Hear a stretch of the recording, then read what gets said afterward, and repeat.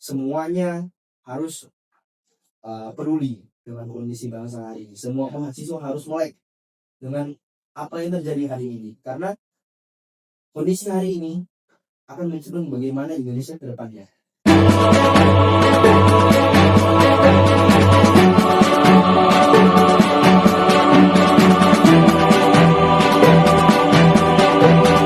Assalamualaikum warahmatullahi wabarakatuh. Salam sejahtera untuk kita semua. Baik teman-teman, kembali lagi bersama saya Muhammad Erwin Ramadan, dan di samping saya tentunya Abang Dayat yaitu Ketua BEM UII. Terima kasih Bang sudah menyempatkan waktu untuk hadir di podcast Terdepan Terpercaya.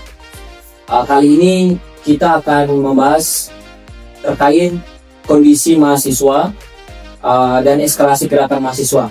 Tentunya dalam kesempatan ini kita membahas bagaimana peran dan tantangan mahasiswa di era modern ini, serta bagaimana dinamika gerakan mahasiswa yang berkembang di tengah-tengah perubahan sosial, politik, maupun di teknologi Bang. Nah, baik teman-teman pendengar, kita akan berbincang cukup banyak mengenai kondisi mahasiswa di era sekarang Bang. Tentunya mulai dari perubahan pola pikir yang menghadapi dinamika sosial dan politik. Bagaimana pandangan Abang terkait kondisi mahasiswa Indonesia saat ini yang dalam menghadapi situasi sosial, politik, dan ekonomi nasional? Ya.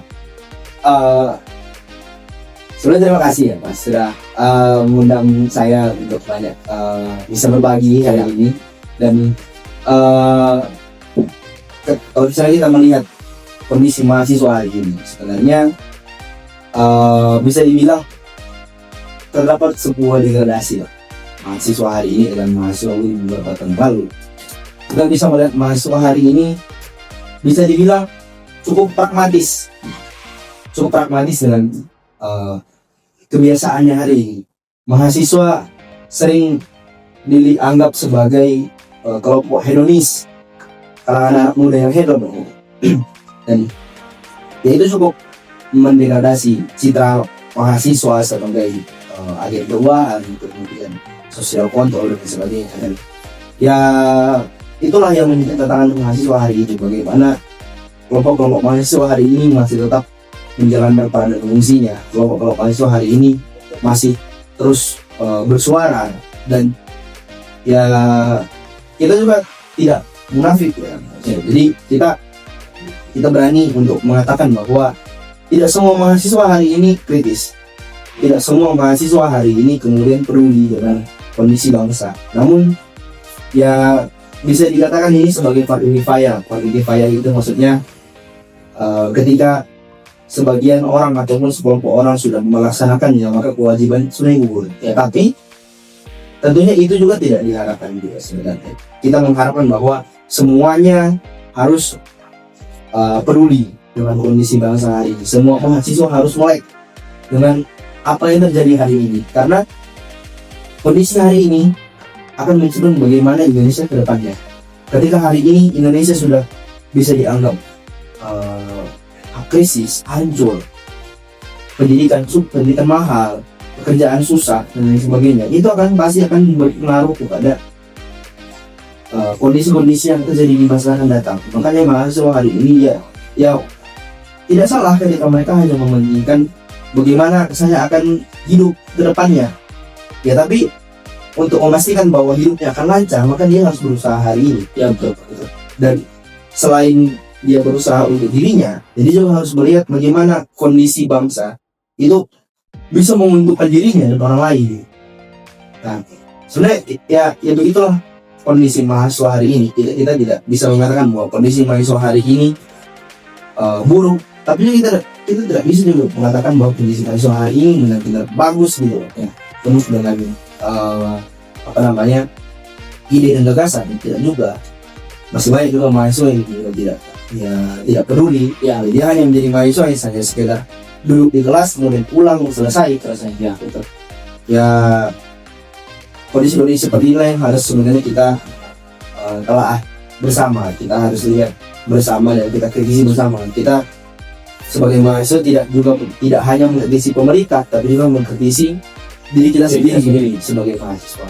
Oke, dan juga ada nih Bang, tantangan terbesar yaitu di tengah menurunnya kepercayaan politik serta salah satunya ya adanya tingginya biaya pendidikan serta kurangnya ruang kritis di kampus. Jadi banyak mahasiswa itu biasanya lebih fokus pada semua urusan akademik dan pekerjaan. Nah, ini lanjut Bang. Biasanya ini sering terjadi di ranah mahasiswa tentunya.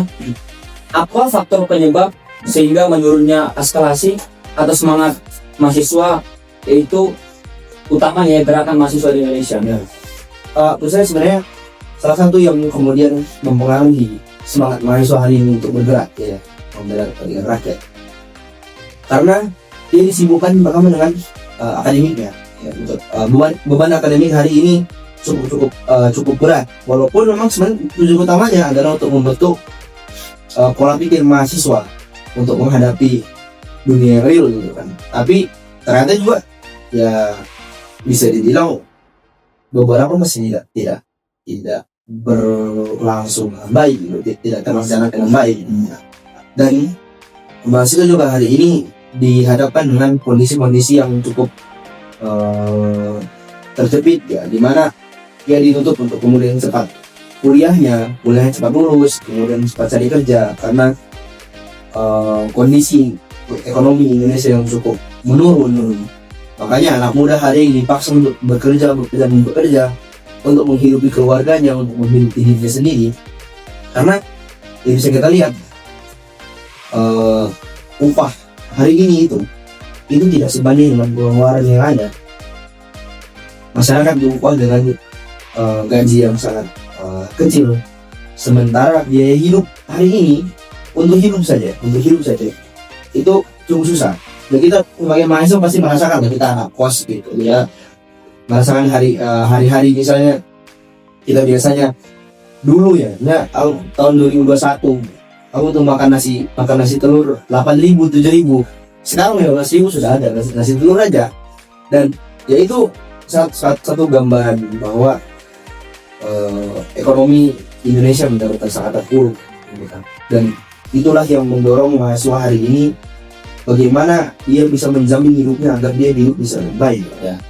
Dia tidak akan masuk ke dalam fase terpuruk gitu, sebagai seorang manusia yang kemudian hidup.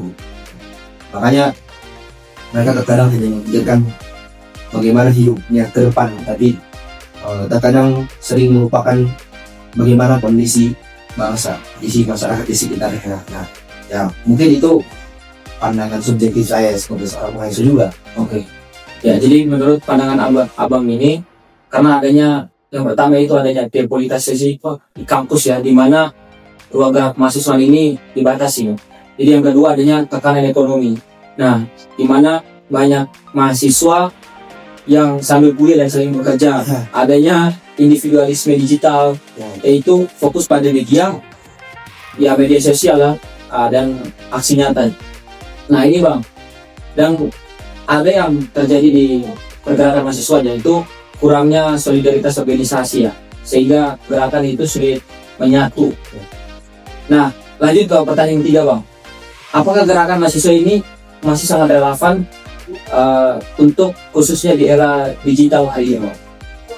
Ya, kalau kita menakar relevansi gerakan mahasiswa hari ini, sebenarnya menurut saya masih sangat relevan. Kenapa? Karena kita hidup di negara yang sosial politiknya tidak berlangsung itu baik, ekonomi juga tidak baik, pendidikannya juga dikelola dengan asal-asalan. Maka yang gerakan-gerakan seperti ini masih sangat relevan, dan itu adalah salah satu instrumen masyarakat untuk mengingatkan pemerintah. Ketika kita misalnya melihat banyak gerakan yang terpecah belah, ya sebenarnya itu kalau kita ya di dunia gerakan ya itu bisa dibilang hal yang wajar gitu. Ketika misalnya pendapat antara satu orang dan orang lain tidak saling bertemu, dan itulah dinamika gerakan, bahwa terkadang ide-ide yang bertahan itu sangat dibutuhkan, karena itu yang akan menghidupkan kemudian ketika di antara mahasiswa maupun jaringan aktivis. Dan yang buruk sebenarnya adalah gerakan dipecahkan untuk kepentingan politik. Betul. Itu yang buruk sebenarnya. Ketika misalnya gerakan itu terpecah karena pemikiran berbeda, namun dihasilkan melalui dinamika yang baik, itu sebenarnya tidak menjadi masalah yang besar, karena nantinya pasti akan menyatu kembali. Namun ketika gerakan dipecah oleh kepentingan politik, apalagi sudah ada istilah bayar-bayar dan sebagainya, ya itu pastinya akan sangat mendegradasi gerakan. Dan saya berharap di Jogja tidak ada yang seperti itu, karena saya juga tidak pernah mengalami secara langsung ya. Saya hanya mendengar desas-desus yang ini dibayar. Tapi karena saya tidak mendengar langsung, maka saya tidak percaya gitu. Ya. Saya hanya saya tetap berpegang teguh pada kenyataan bahwa gerakan di Jogja sangat-sangat bagus, dan gerakan di Jogja sampai dengan hari ini itu masih menjadi patron gerakan di seluruh Indonesia. Semasing-masing gerakan Jakarta, gerakan Jogja menjadi salah satu yang cukup disorot dan menjadi patron gerakan di berbagai daerah Indonesia. Ya tentunya masih sangat relevan Bang ya. Ya. Hanya saja bentuknya telah berubah. Nah, jika dulu gerakan mahasiswa ini dibentuk misalkan dengan turun ke jalan Bang. Nah, kini mereka dapat menggunakan media sosial tentunya, serta sebagai alat baru untuk mengkritik kebijakan pemerintah. Nah, ini Bang, mungkin ini untuk pertanyaan terakhir, gimana sih menurut pandangan Abang ke depan, bagaimana cara mahasiswa meningkatkan kembali eskalasi gerakannya, yaitu untuk agar lebih berpengaruh gitu Bang, terutama di lingkup mahasiswa. Yang perlu dilakukan oleh mahasiswa intinya adalah yang pertama, dia harus kemudian mengedukasi dirinya sendiri dulu. Mulai dari dirinya sendiri, dia harus menimbulkan kesadaran bahwa ketika dia peduli dengan kondisi bangsa hari ini, maka dia akan menyelamatkan kehidupan yang di masa akan datang. Itu yang pertama. Kemudian yang kedua adalah dia mulai untuk menyadarkan sekelilingnya, gitu, teman-teman yang terdekat ya, untuk menyadarkan kelompoknya, sekelilingnya, untuk kemudian peduli dengan kondisi bangsa hari ini. Nah, selanjutnya adalah menggunakan semuanya ya, kalau kita bisa bilang tools ya, semua alat untuk menyampaikan aspirasi itu semua harus digunakan dan harus kemudian dimanfaatkan oleh mahasiswa. Misalnya hari ini kita mungkin lebih masif dengan konten AdWords di Instagram ataupun di Twitter ataupun di TikTok, dan menurut saya itu bagus ya. Bisa dibilang itu salah satu opsi untuk menyuarakan pendapat selain daripada turun ke jalan. Turun ke jalan adalah salah satu hal yang sekarang wajib dilaksanakan oleh warga negara atau tuntutan demokrasi. Namun bersuara di media sosial itu juga bentuk demokrasi. Bisa kita lihat hari ini bahwa ternyata bersuara di media sosial sangat-sangat berpengaruh tanpa menyampaikan gerakan di jalan. Tapi kita bisa lihat hari ini ternyata pengaruhnya cukup besar juga, hampir sama dengan ketika masuk ke jalan. Karena kampanye di media sosial ini yang cukup membuat bisa dibilang mereka ketar-ketir lah dengan gerakan hari ini. Betul. Dan mereka juga akhirnya menuntut mereka untuk bekerja secepatnya untuk menuntaskan beberapa permasalahan yang terjadi ketika sudah banyak kampanye media sosial. Oke Bang, terima kasih Bang. Mungkin dari semua yang kita bahas hari ini pada malam ini, satu hal yang pasti Bang, tentunya mahasiswa tetap punya peran penting sebagai penggerak perubahan, serta yang tantangannya boleh berubah, tetapi semangat kritis dan idealisme terhadap mahasiswa itu harus berkembang. Oke, terima kasih Bang terkait pandangannya atau pendapatnya dengan tema kita hari ini. Posisi dari saya ingin mengutip katanya Tan Malaka. Jadi Tan Malaka di dalam bukunya bahwa kemewahan terakhir yang dimiliki oleh seorang pemuda adalah idealismenya.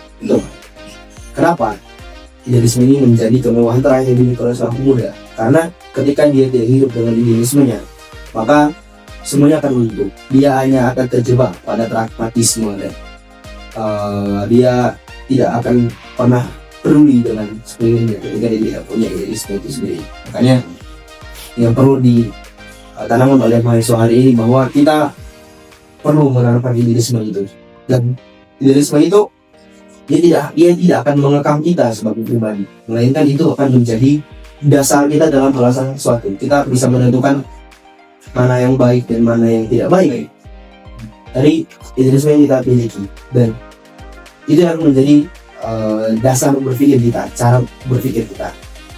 Mungkin gitu ya. Oke. Mahasiswa perlu Siap. untuk memiliki sebuah idealisme. Siap. Oke Bang, terima kasih.